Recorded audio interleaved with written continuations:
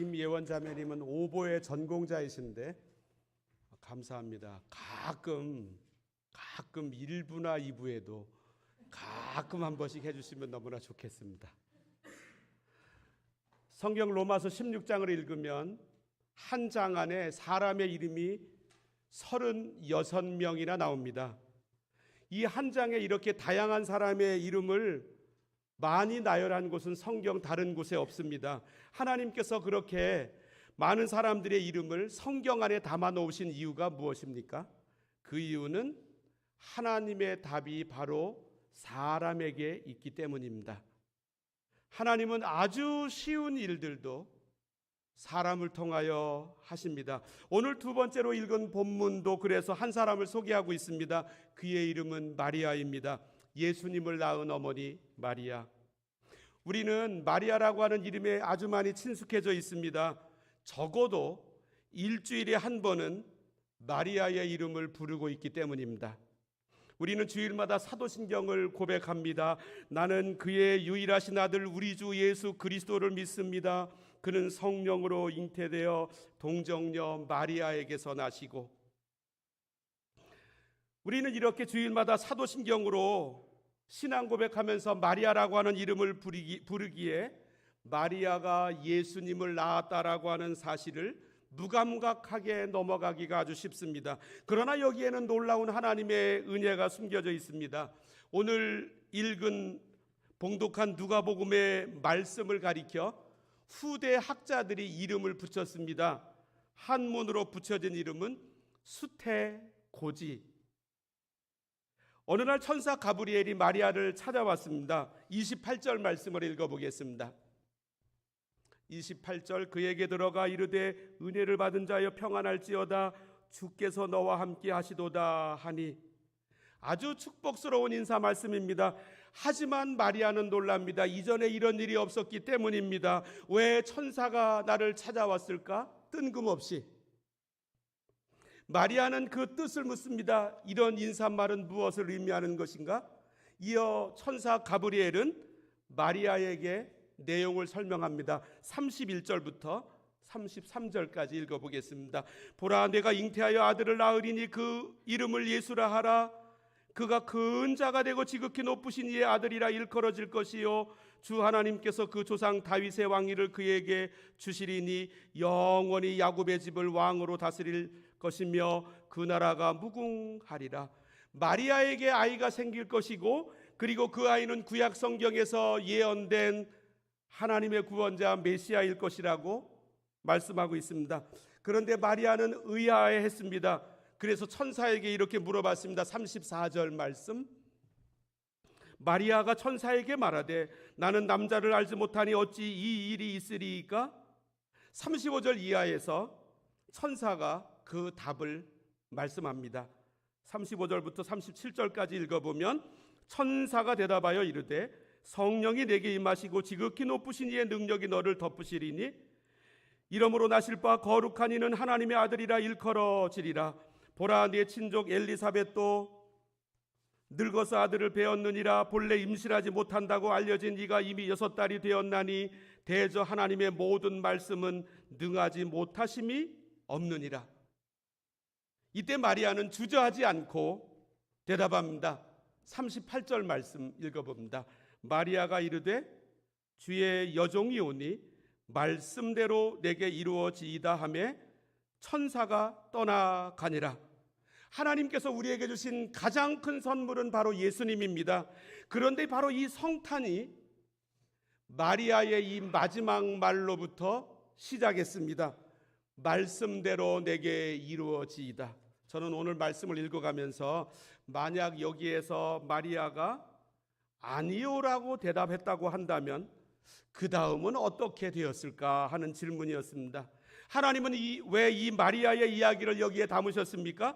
첫 번째로 우리의 예스에 의하여 하나님의 기적이 시작됩니다. 마리아는 앞으로 자신의 일생에 펼쳐질 어떤 일도 안내받지 못했습니다. 일순간 벼락 같은 징집 명령이었습니다. 짧은 순간이었지만 마리아에게는 앞으로 펼쳐질 고민거리가 떠올랐을 것입니다.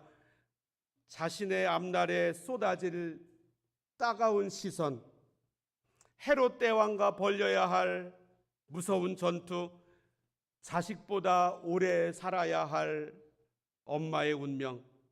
그런데 마리아는 하나님께 예스라고 고백했습니다. 그가 갑작스러운 징집 명령이었음에도 불구하고 하나님에게 예스라고 고백한 데에는 이유가 있습니다. 38절 전반절을 다시 읽어보겠습니다. 마리아가 이르되 주의 여종이오니. 마리아는 고백합니다. 나는 하나님의 종입니다. 하나님의 종에게는 할 수 있는 말이 딱 하나밖에 없습니다. 예라고 하는 말입니다. 이것이 마리아가 예라고 천사에게 대답한 유일한 이유입니다. 우리는 누구입니까? 구원받은 하나님께서 사랑하시는 아들과 딸들입니다. 동시에 우리는 하나님의 종입니다. 종이라고 하는 말은 주인이 있다라고 하는 뜻입니다. 예수님의 수제자 베드로가 예수님을 만날 초기에 예수님을 향하여 부른 이름, 호칭이 있었습니다. 어느 날 시몬이 밤새도록 고기를 잡았습니다. 그러나 한 마리도 잡지 못했습니다. 아침이 되었을 때 예수님은 많은 사람들을 가르치기 위하여 부둣가에 대놓은 베드로의 배에 오르셨습니다. 그리고 말씀을 마친 다음에 이렇게 베드로에게 말씀하셨습니다. 깊은 데로 가서 그물을 내려 고기를 잡으라. 이 베드로는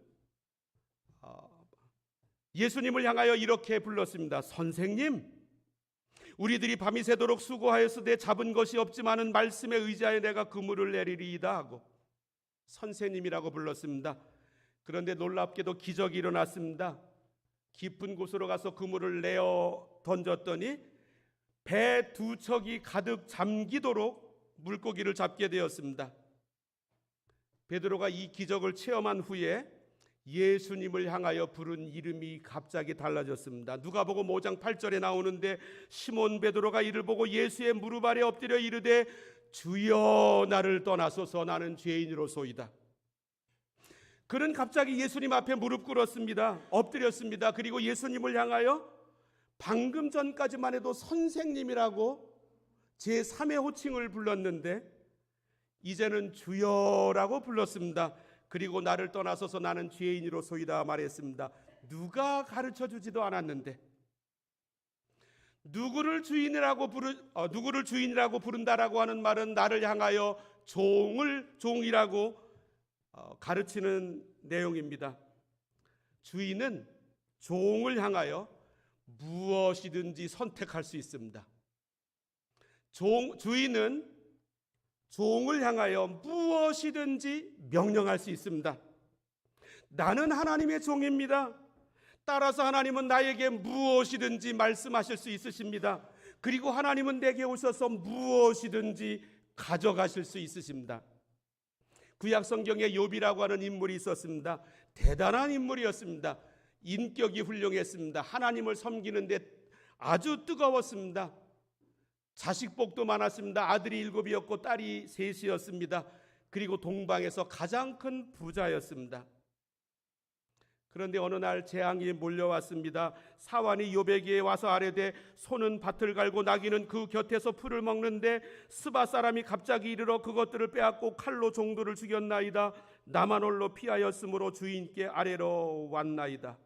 그가 아직 말하는 동안에 또 한 사람이 와서 아뢰되 하나님의 불이 하늘에서 떨어져서 양과 종들을 살라 버렸나이다. 나만 홀로 피하였으므로 주인께 아뢰러 왔나이다. 그가 아직 말하는 동안에 또 한 사람이 와서 아뢰되 갈대아 사람이 새 무리를 지어 갑자기 낙타에게 달려들어 그것을 빼앗으며 칼로 종들을 죽였나이다. 나만 홀로 피하였으므로 주인께 아뢰러 왔나이다. 그리고 결정적인 마지막 한마디가 있는데 그가 아직 말하는 동안에 또 한 사람이 와서 아뢰되 주인의 자녀들이 그들의 맏아들의 집에서 음식을 먹으며 포도주를 마시는데 거친 들에서 큰 바람이 와서 집 네 모퉁이를 치매 그 청년들 위에 무너짐으로 그들이 죽었나이다. 나만 홀로 피하였으므로 주인께 아래로 왔나이다 한지라. 여기에서 이 욥이 고백합니다. 주신 이도 여호와시요 거두신 이도 여호와시오니. 이 말씀은 하나님이 주인이시란 뜻입니다. 여호와의 이름이 찬송을 받으실지니이다 하고 이 모든 일에 욥이 범죄하지 아니하고 하나님을 향하여 원망하지 아니하니라. 에덴 동산에 살았던 두 사람 아담과 하와는 내 뜻대로 하며 살았습니다. 그런데 오늘 본문에 나오는 마리아는 주의 여종이오니 말씀대로 내게 이루어지이다라고 고백했습니다. 인류의 역사는 에덴 동산에서 아담과 하와처럼 살아가는 사람들의 무리가 있고 이 무리들의 역사이기도 하고, 또 한쪽에서는 마리아처럼 고백하는 무리들의 역사이기도 합니다.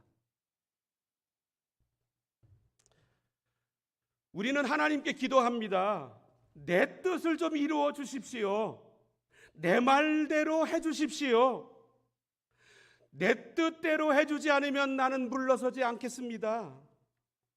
그런데 마리아는 순식간에 천사 가브리엘을 향하여 예스라고 응답했습니다.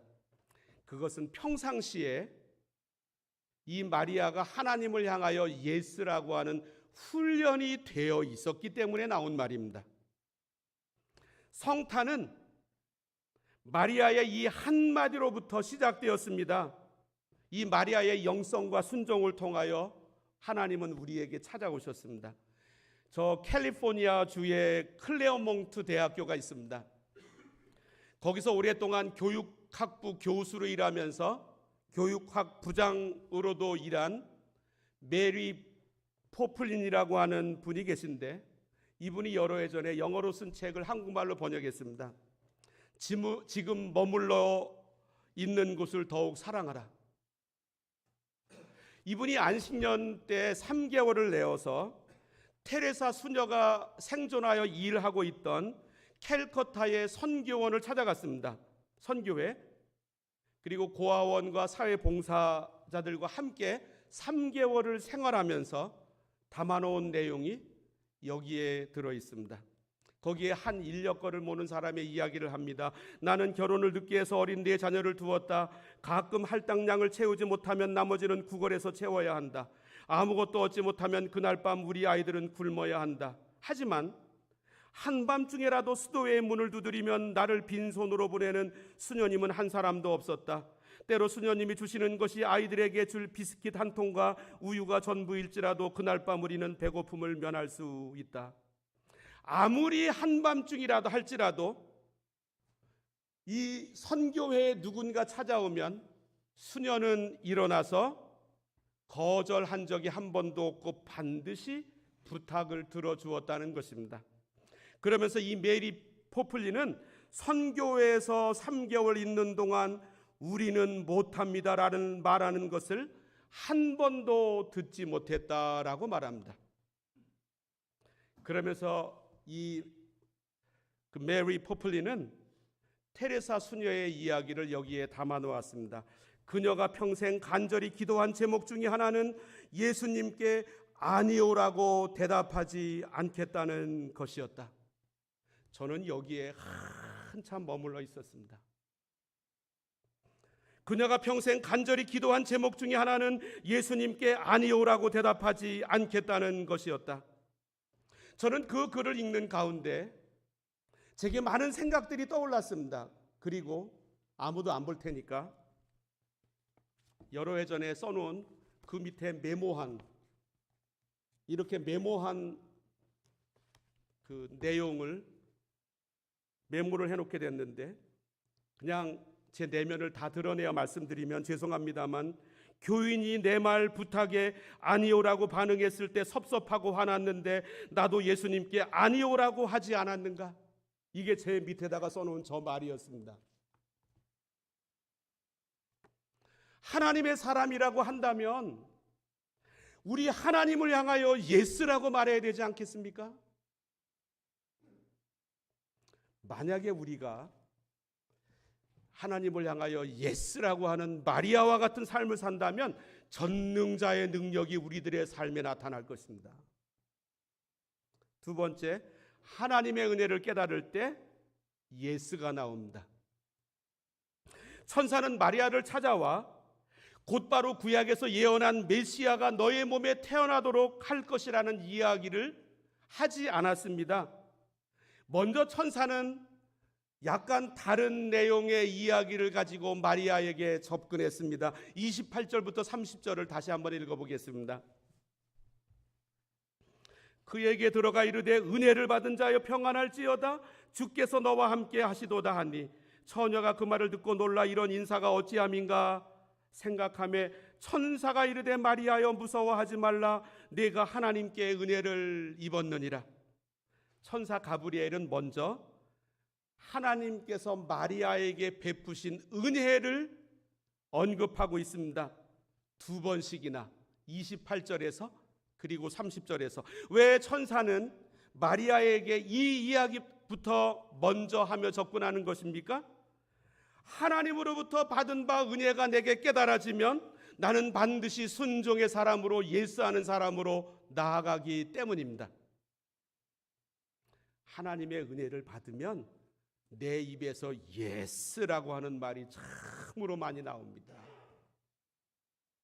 그래서 오늘 본문에서 천사는 하나님께서 마리아에게 베푸신 은혜를 두 번이나 언급합니다. 내가 하나님께 은혜를 입었느니라. 나를 설명할 수 있는 말이 있다면 몇 년생이고 한국에서 출신이고 캐나다 와서 시민권 얻었고 여기 몇 년 살았고 내 직업이 무엇이고 언어를 몇 개 하고 이게 아니고 나를 설명할 수 있는 말이 있다면 무엇이겠습니까? 하나님의 은혜를 입은 사람. 이 말보다 더 나를 더 잘 묘사할 수 있는 말이 어디 있겠습니까? 저는 우리 스스로가 하나님께 은혜를 입은 사람, 이 말이 우리 전체를 묘사하는 말이 되기 바랍니다.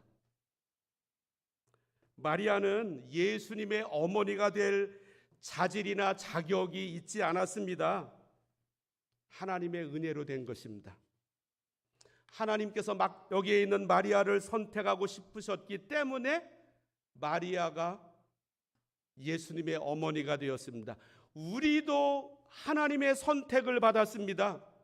오늘 우리가 이 자리에 앉아서 하나님 앞에 예배를 드리게 된 것도 하나님의 선물입니다.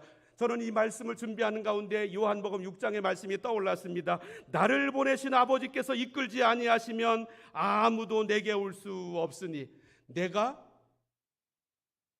우리 예수님 앞에 오게 된 것, 교회에 오게 된 것, 세례받고 구원받은 것, 오늘도 예배 자리에 나가기를 소원하며 오게 된 것, 먼저 우리 하나님께서 우리를 부르셨기 때문입니다. 다른 말로 표현하면 우리에게는 이 은혜가 임했습니다. 나는 부족하고 세상 사람들보다 별로 잘난 것도 없는데 하나님의 은혜가 오늘의 나를 만들었습니다. 그래서 이 대강절, 대림절 기간 동안 하나님의 은혜가 더욱더 깊이 깨달아집니다. 이곳에서 우리 사랑하는 교우들의 아름다운 섬김을 통하여 따뜻한 곳에서 우리 하나님의 가족들과 함께 예배를 드릴 수 있게 됨도 하나님의 선물 아니겠습니까? 세 번째, 하나님의 전능하심을 믿을 때 예스가 나옵니다. 남자를 알지 못하는 여인이 어찌 아이를 낳을 수 있겠습니까? 영어 단어로 표현해 본다면 미션 임파서블입니다. 그래서 마리아는 천사 가브리엘에게 이렇게 말씀합니다. 34절을 읽어보겠습니다. 마리아가 천사에게 말하되 나는 남자를 알지 못하니 어찌 이 일이 있으리이까? 기가 막혀서 반문하는 마리아에게 천사가 대답합니다. 35절부터 37절까지 읽어보겠습니다. 천사가 대답하여 이르되 성령이 내게 임하시고 지극히 높으신 이의 능력이 너를 덮으시리니 이러므로 나실 바 거룩한 이는 하나님의 아들이라 일컬어지리라. 보라, 내 친족 엘리사벳도 늙어서 아들을 배었느니라. 본래 임신하지 못한다고 알려진 네가 이미 6달이 되었나니 대저 하나님의 모든 말씀은 능하지 못하심이 없느니라. 하나님의 사전에 불가능이란 없다는 말입니다. 하나님이 이 우주를 창조하셨다면 처녀의 몸에서도 아이를 낳게 하실 수 있으십니다. 우리는 합리적인 것을 좋아합니다. 계산이 맞아 떨어져야만 합니다. 그러나 하나님은 불가능이란 없습니다. 대저 하나님의 모든 말씀은 능하지 못하심이 없느니라. 마리아에게는 이 말씀을 들은 다음에 숙제가 떠올랐습니다. 이 사실을 약혼한 요셉에게 어떻게 알릴 수 있단 말인가? 내가 가서 설명을 한들 그가 이해할 수 있을까?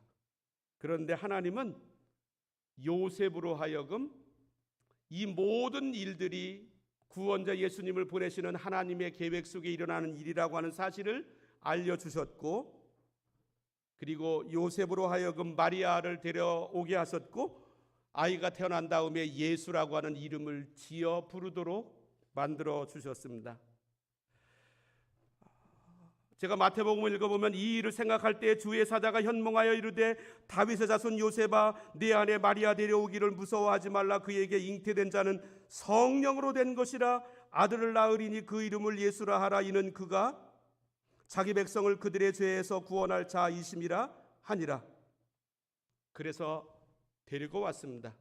그런데 또 하나의 장벽이 있습니다. 그것은 헤롯 왕의 분노였습니다. 동방 박사들이 예루살렘을 찾아왔습니다. 큰 소리로 물어봤습니다. 유대인의 왕으로 나신 이가 어디에 있느냐? 우리가 동방에서 그의 별을 보고 그에게 경배하러 왔노라. 헤롯 왕이 소동했습니다. 이 땅에 나 말고 또 다른 왕이 어디 있단 말인가? 동방 박사들에게 이 헤롯 왕은 발견하거든 경배하고 돌아와 나에게 알려주시오. 나도 가서 경배하겠소. 하지만 속에는 예수님을 제거하고자 하는 마음이 있었기 때문입니다. 하나님은 동방 박사들에게 알려주셨습니다. 그들은 꿈에 헤롯에게로 돌아가지 말라 지시하심을 받아 다른 길로 고국에 돌아가니라. 그리고 요셉에게도 알려주셨습니다. 그들이 떠난 후에 주의 사자가 요셉에게 현몽하여 이르되 헤롯이 아기를 찾아 죽이려 하니 일어나 아기와 그의 어머니를 데리고 애굽으로 피하여 내가 내게 이르기까지 거기 있으라. 그래서 요셉과 마리아는 아기를 데리고 애굽으로 갔습니다. 그리고 이제 헤롯이 죽은 다음에 헤롯이 죽은 후에 주의 사자가 애굽에서 요셉에게 현몽하여 이르되 일어나 아기와 그의 어머니를 데리고 이스라엘 땅으로 가라. 아기의 목숨을 찾던 자들이 죽었느니라. 하나님께서 나에게 맡기신 일은, 하나님께서 나에게 시작하신 일은 하나님이 이루십니다. 하나님은 마리아에게 하나님의 아들을 낳으라고 말씀하시면서 요셉을 설득하라고 하신 적도 없으시고 헤롯 왕을 피하라고 말씀하신 적도 없으셨습니다. 왜냐하면 하나님이 시작하신 일은 하나님이 이루시기 때문입니다. 이 테레사 수녀의 이야기, 이곳을 쭉 읽는데 그 내용보다 전반부에 보면 이런 이야기가 나옵니다. 이 테레사 수녀는 원래 교사로서 부름받은 사람이었습니다. 그런데 피정을 가는 중에 긴 열차 여행 속에서 하나님께서 그에게 말씀하셨습니다. 그 가르치는 일, 학생들 가르치는 교사로서의 일을 그만두고 거리로 나가서 불쌍한 사람들을 돌보라. 아무에게도 이야기하지 않았습니다. 한 2년 동안 이 말씀이 계속 들려왔습니다. 그래서 거기 선교회를 사임을 하고 거리로 나갔습니다. 그리고 그때 한 수녀에게, 다른 선배 수녀에게 이렇게 말했습니다. 저는 삼페니와 함께 하나님께서 고아원을 지으시라는 꿈을 가지고 있습니다. 테레사 수녀, 당신은 삼페니 가지고는 고아원을 지을 수 없어요? 겨우 삼페니 갖고서는 아무것도 할 수 없어요. 하면서 부드럽게 타일렀습니다. 그러나 테레사 수녀는 미소를 지으며 대답했습니다. 잘 알고 있습니다. 그러나 하나님과 함께 있으면 이 삼페니를 가지고서도 저는 이 일을 할 수 있습니다. 왜냐하면 하나님이 시작하신 일이면 하나님이 이루시기 때문입니다. 우리들은 이민자입니다. 이 이민의 생활을 누가 시작한 것입니까? 나입니까? 아니면 하나님이십니까? 하나님께서 우리를 이민의 길로 부르셨습니다. 하나님께서 부르지 않으셨는데 우리가 어떻게 여기에 와 있을 수 있습니까? 이민이 하나님께서 시작하신 일이라고 한다면 하나님께서 내 이민의 앞길을 준비하십니다. 요셉과 같은 사람에게도 설명하실 것이고 헤롯왕 같은 사람도 하나님께서 일을 만들어 가실 것입니다. 물론 요셉도 마리아도 힘들었습니다. 이동하느라고. 그러나 하나님께서 시작하신 일이면 하나님께서 일하십니다. 하나님은 마리아를 통하여 예수님을 보내실 계획을 세우셨습니다. 마리아가 보였던 이 아름다운 첫 번 성탄절, 하나님은 오늘 우리도 이렇게 부르십니다. 기도하십시오.